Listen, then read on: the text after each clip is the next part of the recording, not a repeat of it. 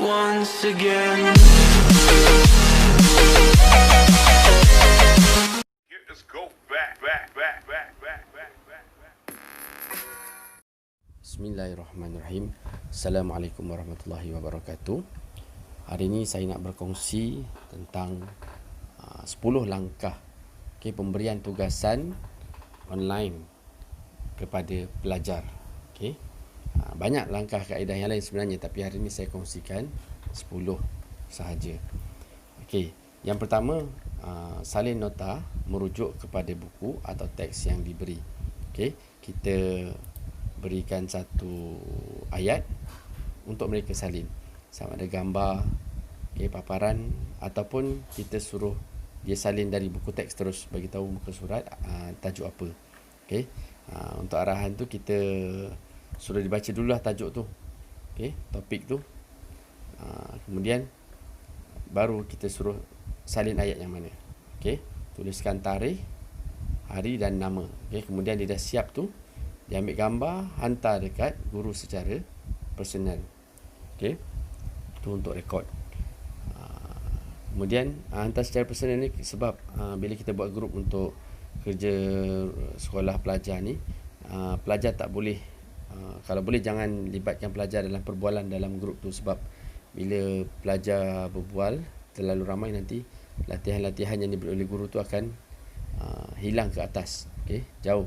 Jadi susah untuk pelajar-pelajar yang baru masuk untuk cek balik kerja tu.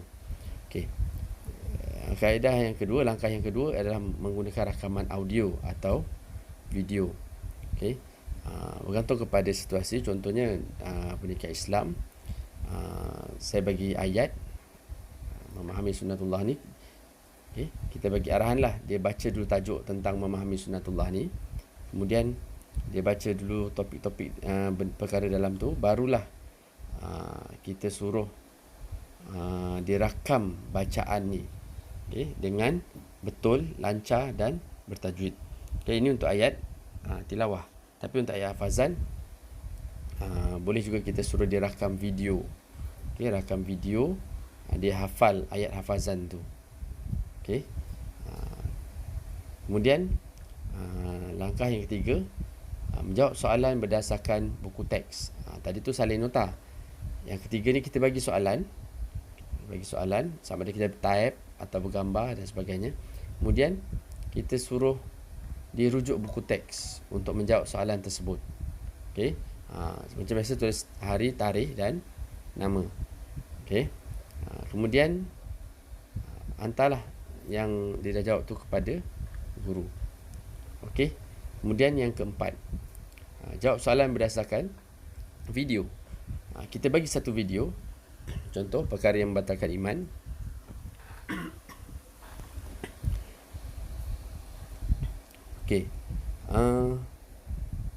Perkara yang membatalkan iman ni ada sisi penting dalam video ni. Kita keluarkan, kemudian kita buat soalan. Maksudnya pelajar kena tengok video tu dan menjawab soalan-soalan yang diberikan. Kemudian sama juga salin dalam buku nota. Kemudian jawapan tu hantar kepada guru secara personal. Kaedah kelima, jawab soalan melalui Google Form. Google Form ni sama ada kita ambil daripada rakan-rakan yang kongsi pada kita, ataupun kita buat sendiri. Kita buat sendiri, senang sikit untuk kita simpan data maklumat dia. Sebab Google Form ni, data maklumat dia disimpan dalam Google Sheet. Contoh, kita suruh pelajar baca dulu tajuk ni. Contoh ni, Kerajaan Bani Umayyah, kita suruh dia baca dulu, barulah dia klik link yang dia beri. Ni, link ni baru dia buka. Ni dia kena masukkan kelas, masukkan nama, kemudian jawablah soalan. Soalan bentuk pilihan, soalan bentuk box, soalan untuk scroll, ataupun bertulis, contohlah. Kemudian pilih mana yang betul, mana yang salah. Contoh. Kemudian Oh, yang ni pilih mana satu sumbangan yang tepat. Okey, ini check box. Okey, ini pilih betul ataupun salah. Okey, contoh je lah ni. Okey, kemudian ni pun sama, betul salah berdasarkan gambar. Okey, dah habis dia jawab. Okey, kemudian dia submit. Oh, nama tak letak, tak Abu. Kelas 3A. Okey, nama kita letak Abu. Kita kena isi semua ni sebab nanti dia nak rekod siapa dan kelas mana. Okey, barulah jawab soalan. Okey, kemudian submit. Okey, bagusnya Google Form ni kita boleh tengok terus view score. Markah berapa kita dapat, 21/50. Ini rekod untuk pelajar. Pelajar nanti dapat tengoklah mana soalan yang salah. Okey, apa jawapan yang betul. Okey, contoh ni salah. Okey, jawapan yang betul apa. Semualah sampai habis. Ini Google Form. Tapi tak perlu hantar markah ni pada guru sebab macam saya beritahu tadi, guru dah ada data semua. Okey, guru dah ada data untuk cek siapa yang dah buat, siapa yang belum. Okey, kemudian ini Google Form. Kaedah ke-6, kita jawab soalan melalui kuis yang dibina menggunakan Telegram. Okey, dekat Telegram ni sendiri kita boleh bina kuis. Sama ada kita ambil kuis daripada orang lain yang orang buat ataupun kita bina sendiri kuis tersebut. Okey, kalau kita nak buat kuis dalam kumpulan, kita start kuis in group. Nanti kita boleh tengok ranking dia lah. Saya bagi contoh yang ni lah. Saya bagi contoh sikit yang saya dah buat ni. Okey.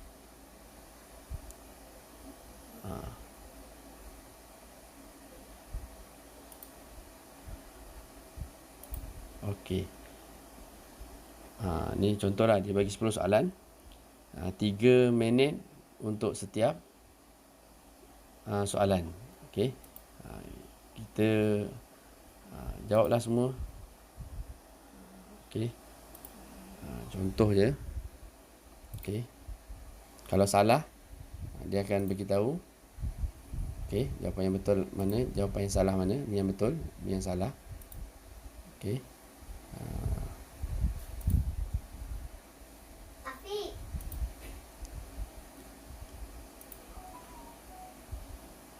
Okey. Nanti dah siap kita jawab semua, nanti dia beritahu berapa betul, berapa salah. Okey, berapa masa yang kita perlukan untuk jawab soalan. Okey, nanti kita boleh share kuis ni kat orang lain ataupun kita boleh cuba jawab lagi sekali. Tapi kalau kita buat yang grup ni, nanti dia akan tengoklah siapa yang ranking yang tertinggi. Okey. Itu kaedah ke-6. Okey, gunakan quiz board. Okey. Kaedah yang ke-7, jawab soalan menggunakan word wall. Word wall ni menggunakan kaedah permainan. Okey. Kita klik pada link ni, kita bagi arahan lah. Baca dulu buku, tajuk tu, tajuk topik ni, khauf dan rojak. Okey. Dah baca, barulah kita suruh pelajar tu klik link ni untuk jawab soalan. Okey. Ada masa 3 minit untuk jawab semua soalan. Okey, kita tengok. World Net ni soalan dia sama tapi kaedah jawab dia berbeza. Contoh ni true false. Okey, dia buat dalam bentuk timeline. Okey. Ni kalau salah dia pangkahlah. Kena jawab dalam tempoh 3 minit. Okey, soalan seterusnya. Okey, contohnya ni. Salah. Okey. Okey, ni timeline. Okey, betul. Okey, kita boleh juga tukar kaedah soalan. Tekan dekat interaktif tepi sini. Okey. Boleh tukar caranya. Okay, boleh pilih pula macam ni. Sesuaikan. Okey. Ataupun kita pilih balloon pop. Okey. Soalannya sama tapi cuma kaedah jawab je yang berbeza. Okey. Ini menarik sikitlah untuk orang yang minat kepada hiburan. Okey. Ini contoh balloon pop. Okey. Okey, contoh je ni. Okey. Ini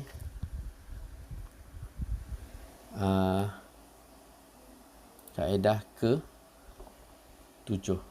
Okey, menggunakan word wall. Ni nak buat dia pun senang je. Nanti saya akan buat video lain lah untuk buat tutorial buat Google Form dan word wall ni.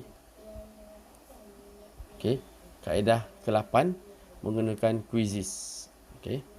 Quizzes ni pun senang je nak buat soalan dia. Okey, cuma masalahnya quizzes ni kena log in dulu. Okey. Kalau pelajar tu dia tak log in, nanti tak ada nama dia. Okey, dia kena log in gunakan Gmail yang dia ada. Okey. Macam ni, tajuk larangan rasuah ni dia kena baca dulu tajuk ni. Kemudian barulah klik pada link yang diberi dan jawab soalan. Setiap soalan ada 30 saat. Okey. Nanti dia akan bagi ranking lah. Kemudian di akhir tu nanti ada game summary. Berapa markah dia dapat, berapa masa dia jawab. Tu nanti screenshot hantar dekat guru secara personal. Okey, contohnya kita buka ni apa yang saya dah buat ni. Macam ni komputer ni dah log in. Jadi boleh terus play. Okey.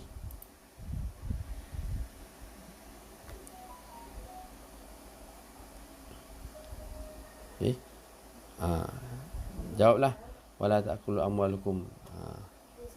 Jangan kamu makan harta orang. Okey. Nanti dia bagi ranking lah, markah dan ranking. Okey. Macam saya dah daftar nama, jadi dah ada nama saya lah. Mencuri. Contohlah. Okey. Submit. Okey, betul. Nanti ranking tu akan naik lah.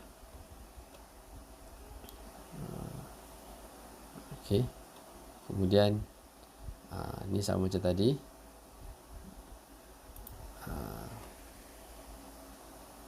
Okey, ranking kedua. Okey, ni pilih dua pengajaran. Okey, contoh saya ambil je lah. Okey, dah pilih dua, submit. Salah. Okey. Salah dia bagi yang betul lah. Turun balik ranking. Okey, ini contoh pakai quizzes. Bolehlah jawab sampai habis, nanti tengok markahnya berapa. Okey. Kaedah yang ke-9 adalah menggunakan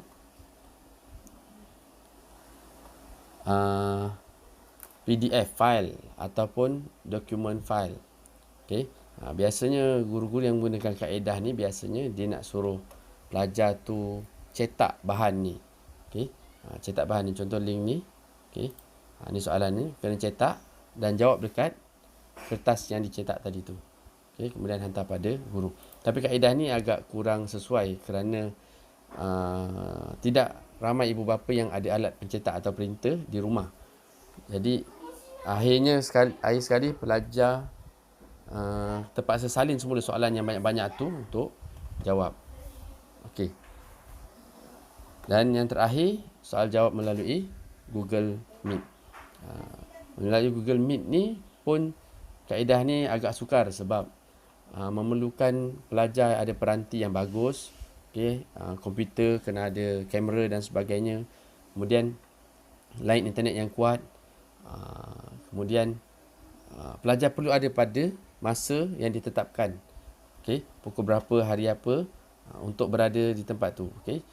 Senang je. Ni pun senang sebenarnya. Guru buat dia punya meeting, dapat kod dia, share kod ni kat pelajar, pelajar tekan terus masuk. Cuma kekangan-kekangan yang lain tu yang menyebabkan kaedah ni tak berapa sesuai lah untuk digunakan. Okey. Setakat ni 10 kaedah saya kongsikan, kaedah untuk memberi tugasan kepada pelajar. Semoga apa yang saya kongsikan ini bermanfaat untuk semua. Okey, sekian, jumpa lagi dalam tutorial yang akan datang. Assalamualaikum warahmatullahi wabarakatuh.